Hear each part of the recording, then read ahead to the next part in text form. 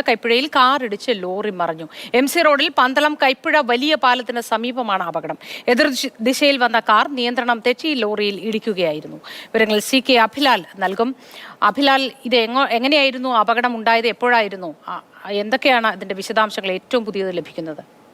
ഇന്ന് രാവിലെ 6 മണിയോട് കൂടിയാണ് അപകടം ഉണ്ടാകുന്നത്. പൊള്ളാച്ചിയിൽ നിന്നും പൊതിച്ച തേങ്ങയുമായി കൊട്ടാരക്കരയിലേക്ക് പോയ ലോറിയിൽ എതിർദിശയിൽ എത്തിയ കാർ നിയന്ത്രണം തെറ്റി ഇടിക്കുകയാണ് ഉണ്ടായത്.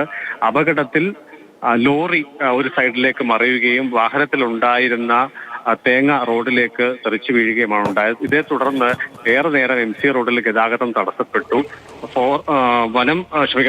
പോലീസിന്റെ കൂടി നിർദ്ദേശത്തിന്റെ അടിസ്ഥാനത്തിൽ ഫയർഫോഴ്സ് സംഘാംഗങ്ങൾ എത്തി റോഡിലേക്ക് ചിതറിത്തെറിച്ച് വീണ തേങ്ങകൾ മുഴുവൻ മാറ്റിയ ശേഷം മാത്രമാണ് റോഡിൽ ഗതാഗതം പുനരാരംഭിക്കാൻ ആയത്.